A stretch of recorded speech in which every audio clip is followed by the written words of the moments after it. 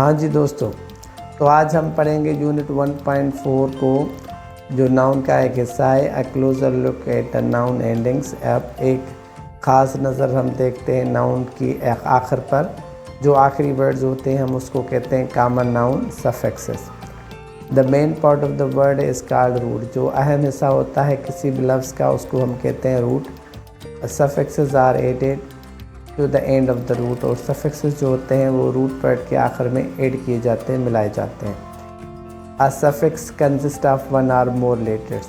जो सफिक्स होते हैं एक या दो लेटर्स होते हैं, आर सिलेबल्स होते हैं, added to the end of the root words. जो रूट वर्ड होता है, अहम वर्ड होता है, उसके आखिर में मिलाए जाते हैं टू चेंज इट्स मीनिंग, ताकि उसकी मीनिंग को चेंज किया जाए। एडिंग ई आर, अगर हम ई आर मिलाएंगे तो indicate the person who is carrying out an action.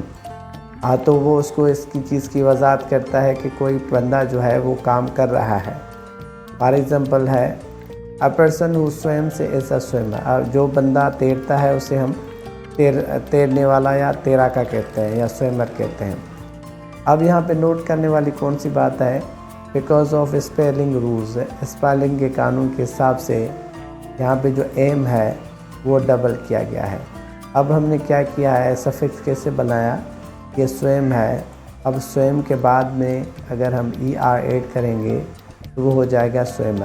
लेकिन इसकी जो एम है वो डबल क्यों की गई है, क्योंकि स्पेलिंग रूल्स में ये स्पेलिंग के रूल के हिसाब से उसकी एम डबल की गई है, तो ये स्वयं से बन जाएगा स्वयंवर।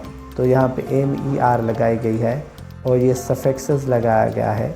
यही सफिक्सेस है, ये रूट वर्ड है स्वयं और एम ई आर है सफिक्सेस। तो ये एक और दो लेटर्स हैं, तो M is double, M double की गई है और ई आर लगाया गया है, तो ये स्वयं से स्विमर बन गया। वो बंदा जो तैरता है उसे हम स्विमर कहते हैं, तैरना और तैरने वाला।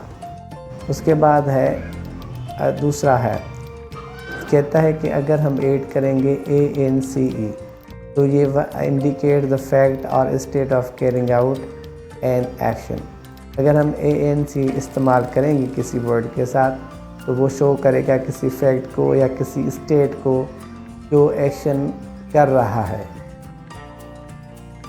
फॉर एग्ज़ाम्पल, मिसाल के तौर पर, someone who performs, who gives a performance. अब जो बंदा परफॉर्म करे, यहाँ पे कुछ भी परफॉर्म करे, कोई भी अपना एक्शन परफॉर्म करे, तो हम उस परफॉर्म को क्या कहेंगे, परफॉर्मेंस। तो यहाँ पे जो मेन वर्ब है वो है परफॉर्म और उसके साथ जो लगाया गया ए एन सी ई, तो उसका परफॉर्मेंस हो जाएगा। जो उसने परफॉर्म किया वो तो उसे कहते हैं परफॉर्म करने वाले को परफॉर्मर, और जो उसने परफॉर्म किया तो उसे कहते हैं परफॉर्मेंस। उसके बाद जो आता है वो वर्ड है एडिंग। अगर हम एन ई डबल एस मिलाएंगे तो वो उस चीज़ की वजाहत करता है a quality or state of being, तो वो उसकी क्वालिटी हो जाएगी या स्टेट ऑफ बीइंग हो जाएगा, मतलब एडजेक्टिव हो जाएगा।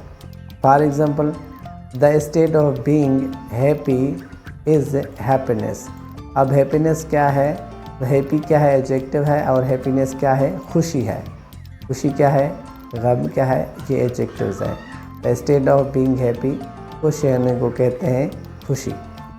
नोट, अब यहाँ पे नोट है, because of spelling rules. Spelling के कानून के मुताबिक जो वाई है वो चेंजेस हो जाती है आई में। यहाँ पे हैप्पी था, आई था, लेकिन उसको आई में कन्वर्ट करके एन ई डबल एस लगाया गया और बन गया वर्ड हैप्पीनेस।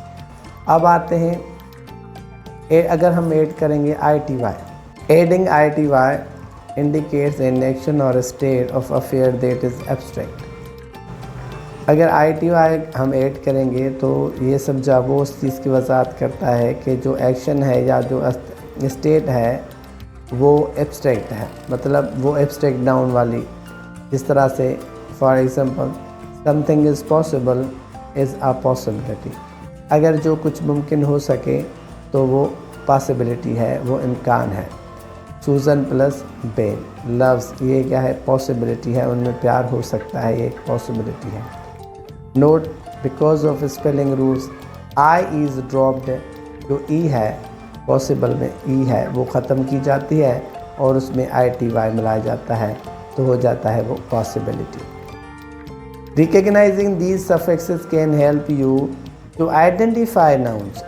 अब आपने क्या करना है कि नाउन रिकग्नाइजिंग दीज सफिक्सेस, अब सफिक्सेस को पहचानने के बाद ये आपको हेल्प करेंगे नाउन को आइडेंटिफाई करने में। The ability to distinguish noun from other words is very useful. अब नाउन को दूसरे लफ्ज़ों से अलहदा करना भी बहुत फ़ायदेमंद होता है।